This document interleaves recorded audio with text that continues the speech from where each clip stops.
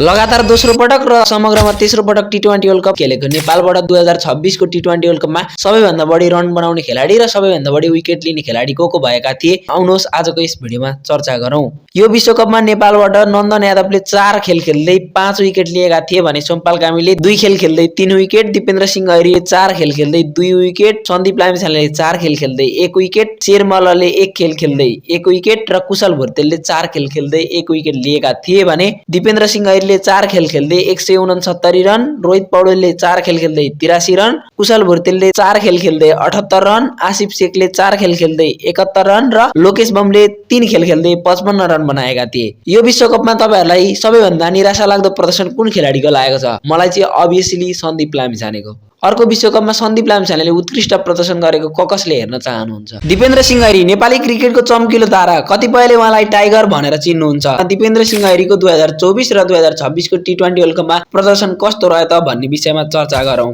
2023 को ACC Asian qualifier नेपालमा आयोजना गरेको थियो, जसमा उहाँको उत्कृष्ट अलराउन्ड प्रदर्शनका बावजुद नेपालले टी20 वर्ल्ड कप खेल्ने अवसर पाएको थियो र टी20 वर्ल्ड कपको पहिलो खेल नेदरल्यान्ड विरुद्ध उहाँले 6 बलमा 1 रन प्रहार गर्दै 1 विकेट समेत लिनु भएको थियो र दोस्रो खेल साउथ अफ्रिका विरुद्ध 11 बल खेल्दै जम्मा 6 रन बनाएका दिपीले 3 विकेट समेत लिएका थिए भने अन्तिम खेल बंगलादेश विरुद्ध क्रिटिकल मोमेन्टमा बंगलादेशी बलर मुस्ताफिजुर रहमानसित मिडिन ओभर समेत खाएका थिए। त्यसपछि गालीको बर्सात पाएका दिपीले हिम्मत नहारी एसीसी एशियन क्वालिफायर 2025 मा 5 खेलमा लगातार 5 रन आउट हान्दै उत्कृष्ट अलराउन्ड प्रदर्शनका कारणले नेपाललाई टी20 वर्ल्ड कप खेल्ने अवसर प्रदान गरेका थिए। 2026 को टी20 वर्ल्ड कपको पहिलो खेल इंग्ल्यान्ड विरुद्ध उहाँले 29 बलमा 44 रन हान्दै 2 विकेट समेत लिनु भएको थियो र दोस्रो खेल इटाली विरुद्ध खच्केको टिमलाई उकास्न खोज्दा उहाँले 18 बलमा 17 रन मात्र प्रहार गर्नु भएको थियो र तेस्रो खेल वेस्ट इन्डिज विरुद्ध उहाँले नयाँ इतिहास कायम गर्नुभयो। 47 बलमा 58 रन प्रहार गर्दै नेपालबाट टी20 वर्ल्ड कपमा दोस्रो अर्धशतक हान्ने खेलाडीको रूपमा उहाँ परिचित हुनुभयो र अन्तिम खेल स्कटल्यान्ड विरुद्ध विनिङ पर्सेन्ट 27 भएको नेपाललाई 23 बलमा 50 रन हान्दै विजयी बनाएका उनले म्यान अफ द म्याच पनि जितेका थिए। हामीले कसैको विगत हेरेर कसैको वर्तमानसँग तुलना गर्नु हुँदैन भन्ने कुरा दिपीको जीवनीबाट सिक्न सकिन्छ।